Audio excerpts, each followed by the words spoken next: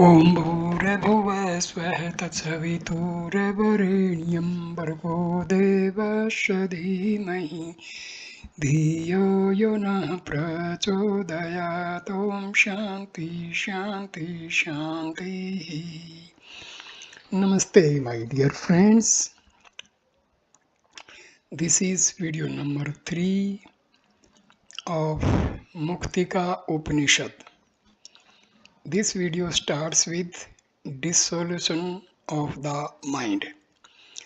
The previous section describes about the renunciation of desires. The present section now deals with the dissolution of the mind. Stanza number 32. दिवि विधिश्चित् नाशो अस्ति स्वरूपो रूप एव च जीवन मुक्तौ स्वरूपः स्याद् रूपो देह मुक्तिगः. Dissolution of the mind is of two kinds, with form and without form. In Jivan Mukti, it is with form, while in Videha Mukti, it is without form. Stanza 33. Asya nasmidanim tvam pavane shirnu sadram chit nas abhidanam अभिधानम ही यदा ते विद्यते पुनः मित्रादिभि गुणै युक्तम शांति मेति न संशय. Oh, the novel one, now you hear about the dissolution of its mind with attention. When the mind is destroyed, undoubtedly there arises peace comprising all the qualities like cordial relationships, etc. Stanza 34. भूयो जन्म विनिर्मुक्तं जीवन मुक्तस्य तन्मनः स्वरूपो सो मनोनाशो जीवन मुक्तस्य विद्यते. Stanza 35. आरूपस्तु मनोनाशो विदेहि मुक्तिगो भवेत्. The mind of a Jivan Mukta which is freed from rebirth is the dissolved mind with form. The dissolution of the mind without form takes place in the case of Videha Mukti. In Jivan Mukta, there is still left a little trace of the mind because of which various functions of the body are performed. But in Videha Mukti, there is no trace of the mind at all. In this state, all the activities of the body cease completely. Stanza 36. सहस्रांग कुरशाखा फल पल्वित शालिनः अस्य संसार वृक्षस्य मनो मूलमिदं स्थितम्. The mind is the root of this tree of samsara, characterized by transmigratory existence, growing with thousands of sprouts, branches, leaves, and fruits. Stanza 37. संकल्प एव तन्मन्ये संकल्पोषमेन ततः शोषयासु यथा शोषमेति संसारपादपः. Volitions, desires alone is known as the mind. By cessation of desires, destroy this mind so that the tree of samsara is destroyed. Stanza number 38. Asya samsar vrikshasya सर्वोपद्रवदायिनी उपाय एक एवास्ति मनसः savasya nigrehi. This tree of samsara, which produces all types of misfortunes, agitations, has only one cure: restraint of one's own mind. Stanza number 39. Manso bhyudayo nasho mano nasho mahodaya gyamno na sambheti mano agyasya hi srinkhala. Growth of the mind is a disaster causing oblivion to self-knowledge. Its destruction is a great fortune. The mind of the knower of the self is destroyed. For the Ignorant, it is truly his shackles. Stanza 40. तावन्नी शिविवेताला वल्गन्ति हृदि वशनः एक ततो दृढ़ अभ्यास साध धावन्ने विजितम मनः. The desires continue to torment, literal meaning excite the heart like midnight ghost, till the mind is vanquished through firm practice of meditation upon the unifying principle of self. Stanza number 41. प्रक्षिणचित द्रपश्य निगृही इतेन्द्रिय दिवश्यः पद्दिन्ने इव हेमन्ते अक्षीयन्ते भोगवासनः. The one who has eliminated the mental pride and defeated the enemy like senses, his desires for enjoyments die down like the lotus plant in winter. Methods of mind control. Hastam hasten sampidya dantai dartan vichurne च अंगायंगे समाक्रम्य जयदादौ सबकम मन है. Placing the hand over the other hand, holding teeth of upper jaw over the teeth of lower jaw, and resting one limb with feet over the other limb feet, one should conquer one's own mind through this firm posture of the body.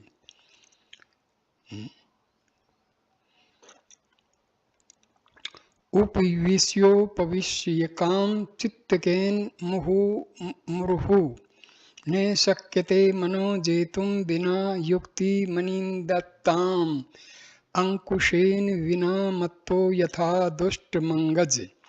Just as the unruly elephant cannot be controlled without a goad, so also the practice of one-pointed attention through repeated sittings in a firm posture cannot subdue the mind without the help of flawless reasoning. People follow various disciplines to control the mind. These practices are only ancillary in the nature. The mind can be controlled only by discriminating the real from the unreal through flawless reasoning. Various practices of Bhakti Yoga, Raja Yoga, Karma Yoga, and Hatha Yoga are useful only if the mind gives up all other desires of the seen and unseen worlds. Therefore, now follow the primary methods of mind control. Stanza 44.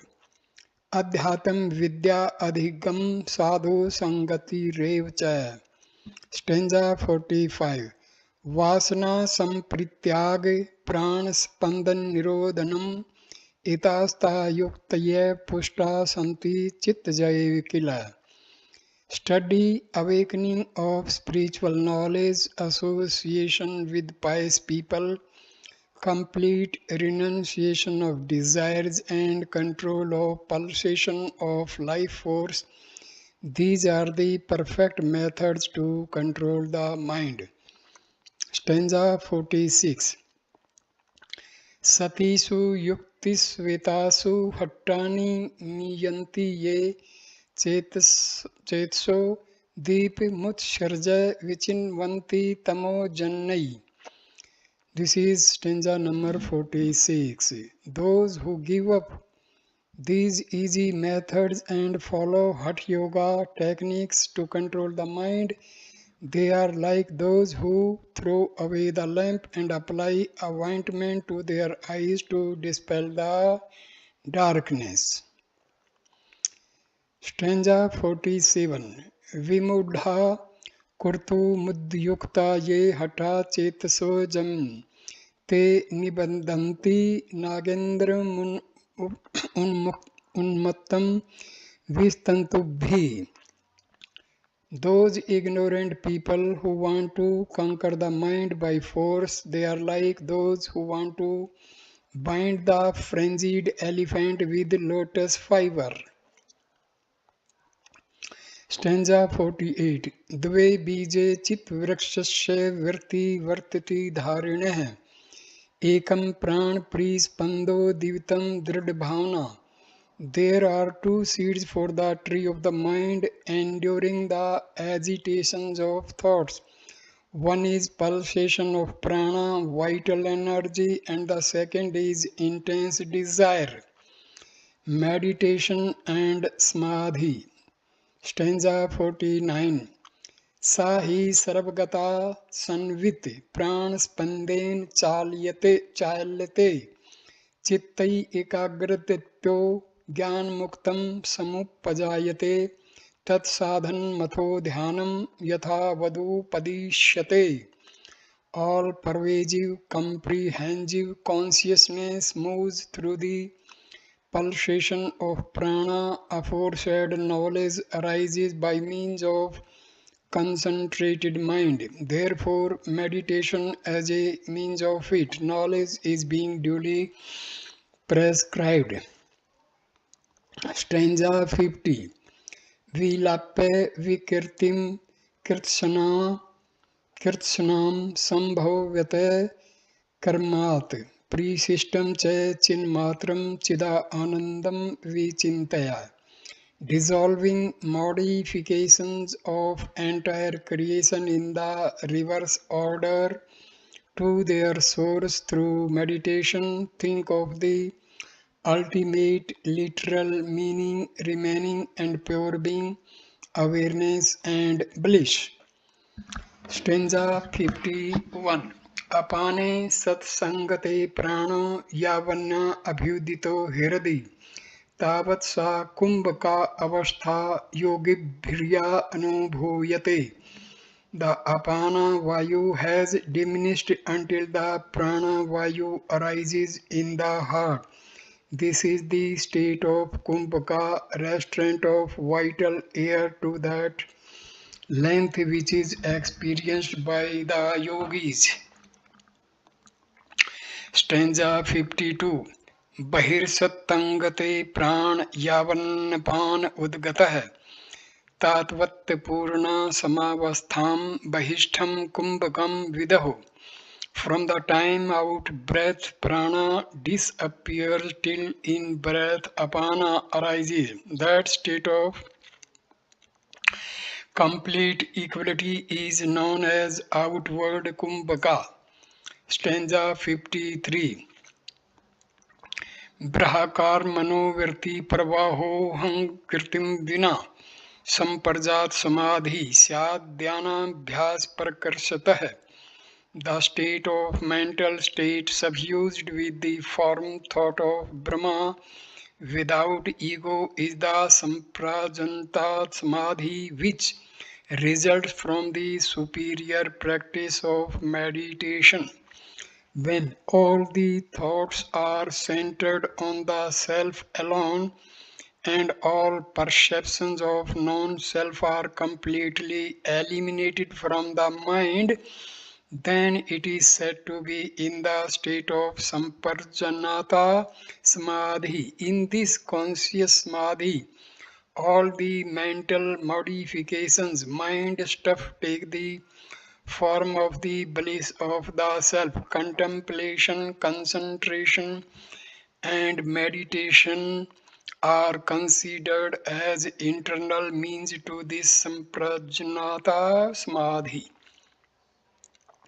Stanza 54. Prashant virtikam chittam parmanandayakam asamparjatnam ayam samadhi yoginam priya. When all the mental transformations, modifications cease giving rise to supreme bliss, this state is known as asamparjanata samadhi, which is loved by the yogis. As in asamparjanata samadhi, all mental modifications, thoughts are completely eliminated. In this state, the mind because of its inherent nature, assuming the form of self-knowledge, revels in eternal bliss. This is a state of superconscious samadhi, wherein the mind, being free from all desires, become blissful. In a asamprajnata samadhi, bliss is not in the form of mental modifications. Contemplation, concentration, and meditation become the external means to this samadhi, since no means are ever necessary to attain that blissful state which is already inherent in our true nature. Stanza 55. Prabha sunyam, manah sunyam, buddhi sunyam, चिदात्मकम् अत्यधावर्ति samadhi nibhavitah. This superconscious samadhi, which is of the nature of the spirit, being devoid of the light as ego of waking state, mind as in dreaming state, and intellect as in causal state, and free from transformations of chitta, delights the sages. Stanza 56. ऊर्ध्व पूर्णमदः पूर्णं मध्यः पूर्णं शिवात्मकम् साक्षाद्विमुखो हवेश समाधि परमार्थिकः. The superconscious samadhi is the ultimate reality, being full above, full below, and full in the middle, and it is the essence of auspiciousness. This is the opinion of the Lord Brahma himself. The ultimate reality should not be perceived as void or negation of all sufferings, as some schools of thought believe. This ultimate reality is to be perceived as full and a positive state of bliss. The Isavasya Upanishad also describes this ultimate reality as full Purna. Desire conceals the real nature. Stanza 57. Drid bhavanaya tyakte purva parvicharanam yadadanam पदार्थस्य वासना सा prakritita. Vasana, desire, is described as intense thought, longing for an object without considering its prior and posterior effect.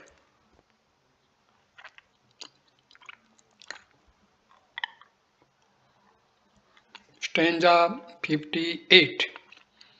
भावितं तीव्र संवेग आत्मना यत् देवस्य भवत्याशु कपि श्रेष्ठ विगतेतर वासना. O superior most among the monkeys, whatever he thinks himself to be with intense thought, longing, he instantly becomes that, forgetting all other good impressions. Stanza number 59. तादृग्रूपो हि पुरुषो वासना विवशीकृतः संस्पश्यति यदैवेतत् सद्विसत्वति विमुह्यति. Such a person, completely enslaved by the impressions, desires, whatever he perceives, he takes it to be real under infatuation. Stanza 60.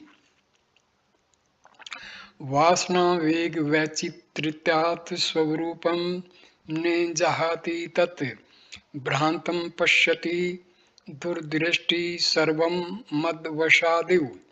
The mind, stupefied under the impulse of desires, does not perceive the real nature of things. It perceives everything with a wrong vision, like a man does under the influence of an intoxicant.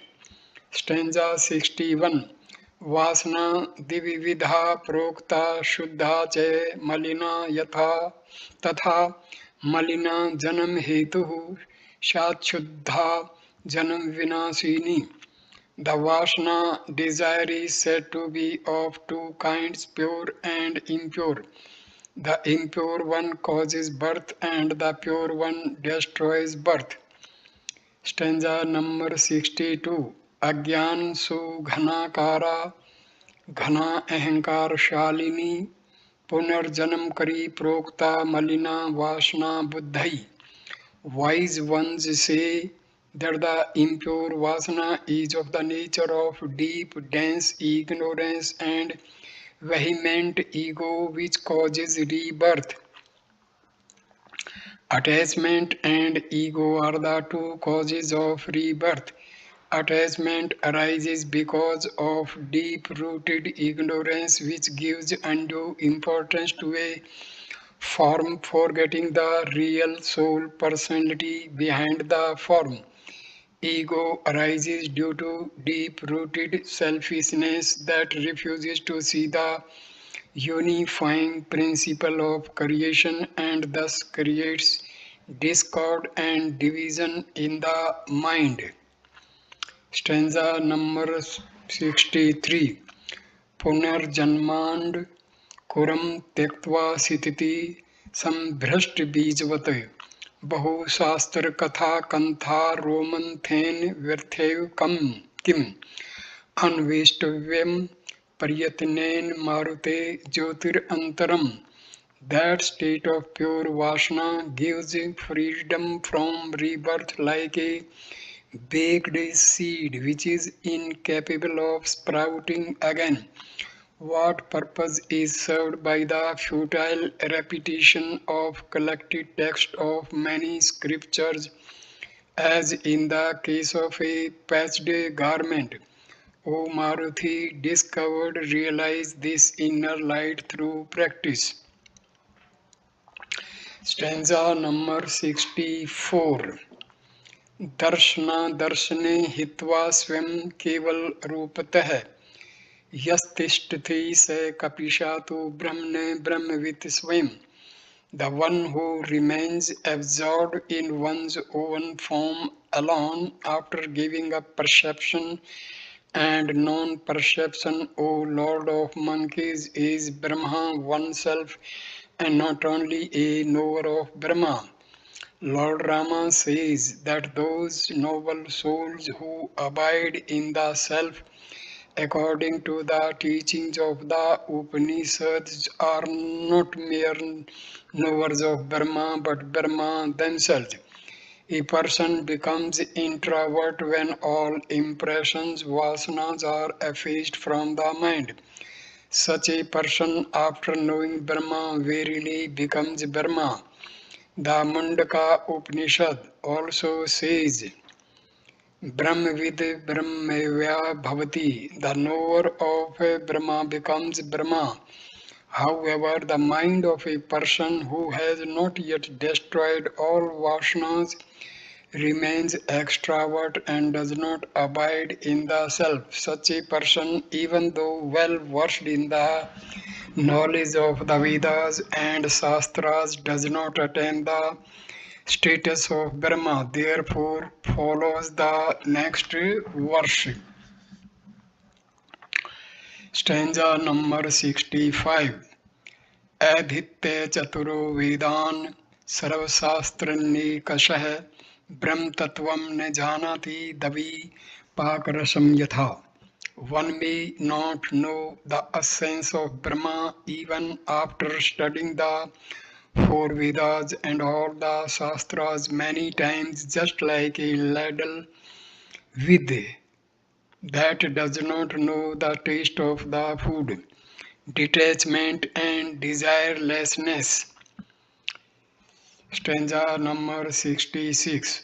Savdeha suchi gandhenne virjit yah puman virag karanam tasya kimandupadishyate.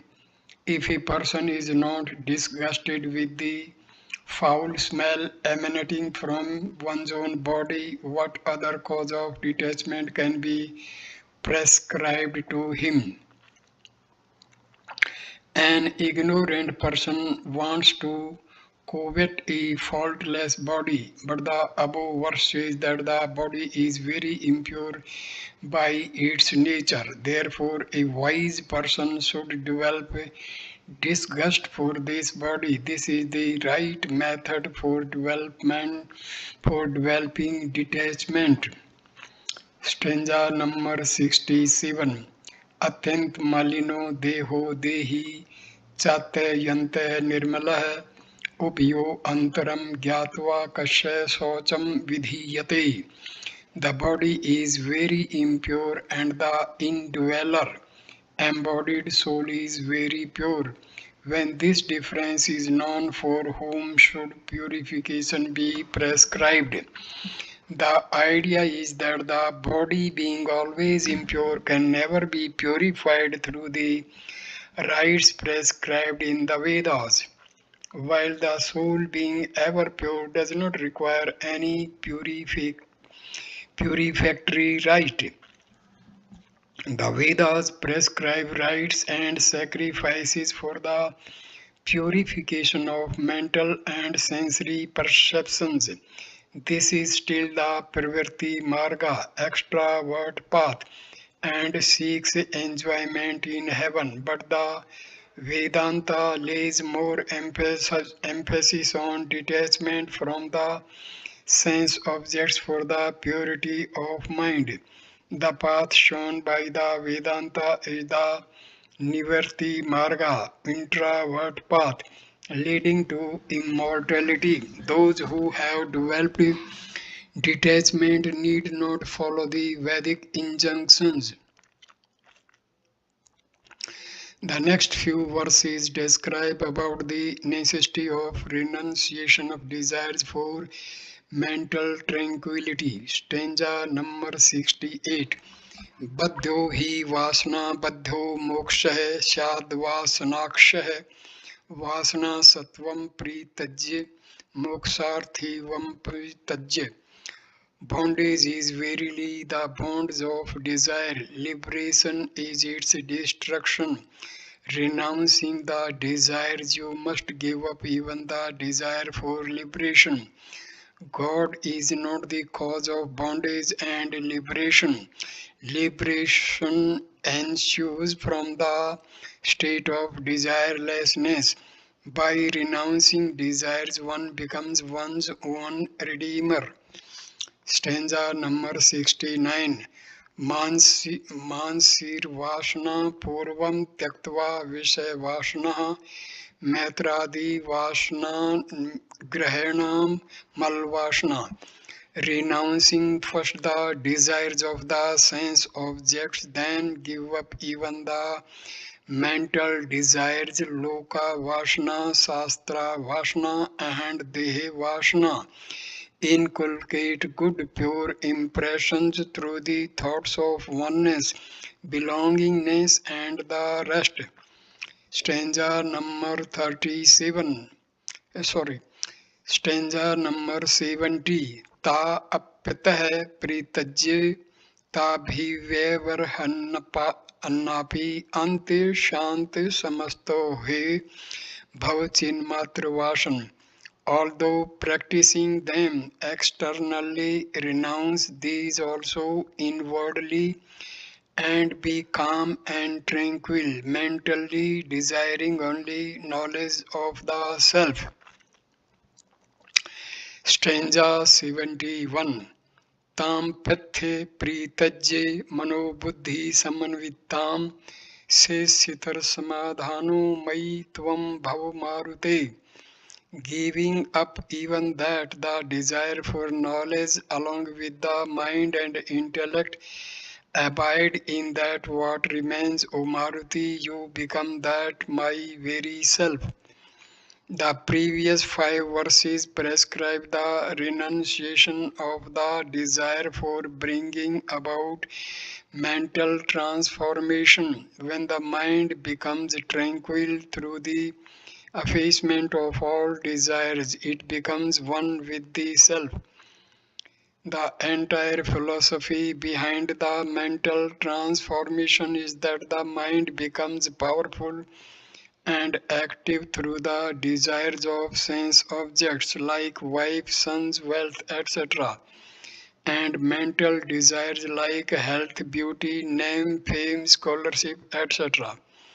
The Amrita Bindu Upanishad also says that the mind bereft of desires is rendered pure. By giving up both pure and impure vasanas, the mind merges in the self alone. The above five verses show the efficacy of renunciation of desires for the attainment of liberation. Desirelessness and detachment are the crux of the Vedanta philosophy for attaining liberation. Stanza number 72. Ashabdam स्पर्श रूपम व्यम तथा रसम नित्य गंधवश्च यतः एनाम गोत्रम मम रूपमीदृश्यम भज सव नित्यम पावना अतम जातिरहम. O son of Vayu, always contemplate on my form as devoid of sound, touch, form, taste, and smell, of indestructible and eternal nature, without name and lineage, as the destroyer of sorrow. Stanza number 73. दर्शी स्वरूपम गगनोपम परम सकृत विभातम तवज में अक्षरम अलेपकम सर्वगतम यद्द्वयम तदेव चाहम सकलम विमुक्त ओम. This is stanza number 73. I am the supreme witnessing consciousness, eternal seer, all pervasive like the sky, ever manifested, unborn, one only, imperishable, stainless, and non-dual. I am therefore omnipresent and ever free. Stanza 74. दृश्यस्तु शुद्धोऽहं विक्रियात्मको न मेऽस्ति कश्चिद्दिवसः स्वभावतः पुरस्तिर्धो मधश्च सर्वतः सुपूर्णा भूमा मिति हि भावे. I am pure and changeless consciousness. I am by nature devoid of worldly objects or sensual pleasure. I am all pervasive Brahma, in front, across, above, below, and all other directions. Thus indeed should be perceived, realized. Stanza number 75. अजो मरश्चैव तथा जरो मृतः स्वं प्रभः सर्वगतो हम वह ने कारणम कार्यमतीत्य निर्मल सदैव तृप्तो है मिति ही भावः. I am birthless, deathless, ageless, immortal, self-luminous, all pervasive, undecaying, beyond cause or effect, and ever contented. Thus indeed should be perceived. Stanza number 76.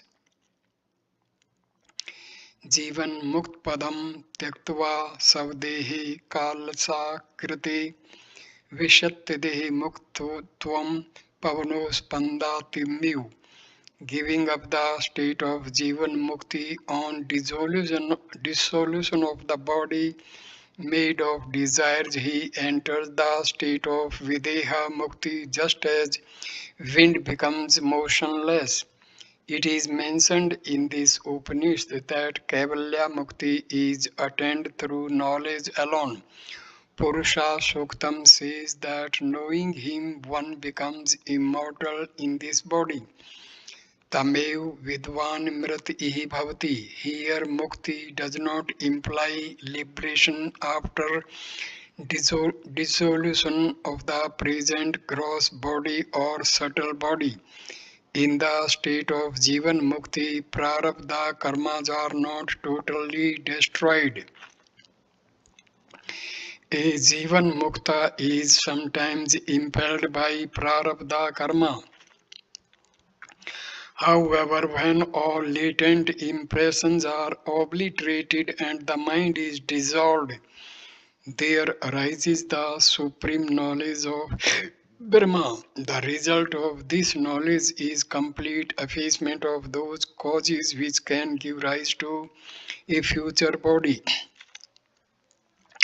This is the state of Videha Mukti, where a future body, either gross or subtle, is totally non existent. The Brahma Sutra makes it very clear that Videha Mukti is simultaneously attained with the awakening of knowledge. Thus, a person who has obliterated all impressions and dissolved the mind attains Videha Mukti through knowledge because there is nothing left that can cause future birth. This knowledge removes all obstacles to liberation. However, the present body, both subtle and gross, is still maintained because of prarabdha.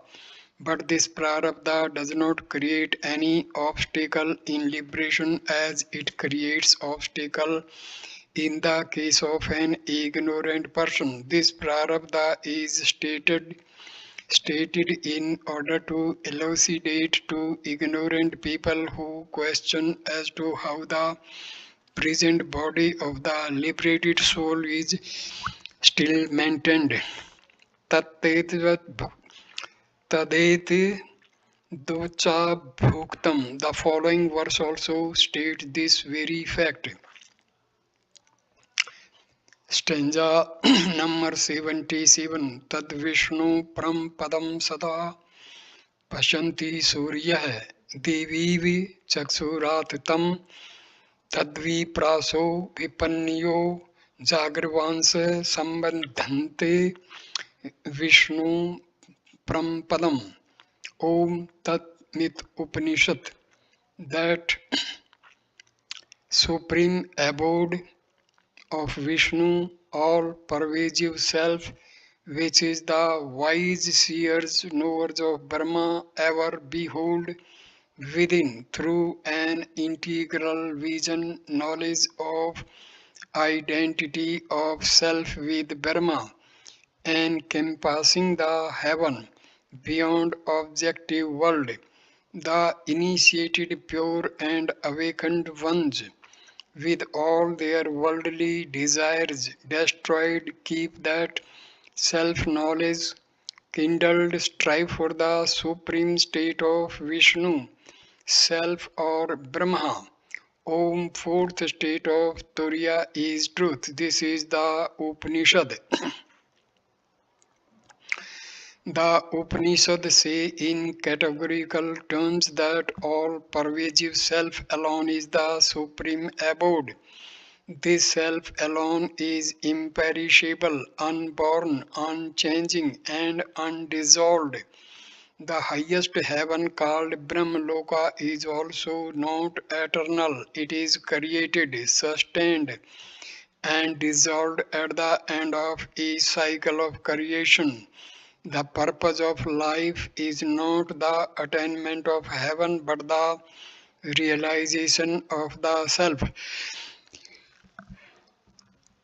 Therefore, the wise seers behold the self alone through their integral vision, which encompasses even the highest heaven. The unity and oneness of the self with everything is the supreme vision of the Vedas. Duality is not the highest truth. Non-duality alone is the highest truth. The culmination of the Vedanta philosophy is the realization of everything as the self. The Mandukya Upanishad says, Sarvam Have Tad Brahma, all this is verily Brahma. The Chandogya Upanishad, chapter 7, section 20, part 25, stanza 2 says, Atmai Vedam Sarvam, self indeed is all this. The Svetasvatara Upanishad, chapter 6, stanza number 11 says, Eko Deva Sarvabhuteshu Gudha. Only one God is hidden in all beings.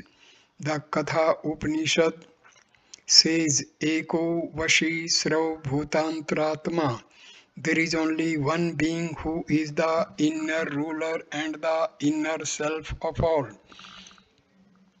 No intellectual can ever condemn this grand integrated view of the Vedas on practical ground. This magnificent vision is a secure fortress impregnable to logicians, says Vedavyasa in his Brahmasutra, says that all those philosophies which are in conflict with this view of the Vedas should be rejected as they are inconclusive. The conclusions this Upanishad mentions about an absolute principle that is uncreated and undestroyed, neither having any cause nor effect. Escape from the cycles of birth and death is possible only because this absolute principle exists. If we know this principle, we attain absolute salvation or Kaivalya Mukti. Kaivalya Mukti consists of Jivan Mukti as well as Videha Mukti. Samadhi resulting from effacement of desires and dissolution of the mind is the direct means to this knowledge of the absolute principle. There is no other means like upasana, worship, yoga, sankhya, mimamsa, etc. to this Kaivalya Mukti. Other means like worship, chanting, service, etc., though useful at a certain stage of sadhana, are ineffective in the attainment of this supreme state. When all actions are destroyed through knowledge of the self, a person attains liberation in this very body. The Svetasvatara Upanishad also says that by knowing God, one is freed from all bondages. Gyatva Devam Muchyate Sraupashai. Those who, by giving up this knowledge, strive for yogic powers and for the position of other gods are not satisfied with their own self being swayed by the destiny. No other state can ever be superior to Kaivalya Mukti. Om Tat Sat. Hence, this stage, the Upanishad is completed. Video number 3 is concluded. Thank you for watching this video. Namaskar, my dear friends. Thank you. Namaste.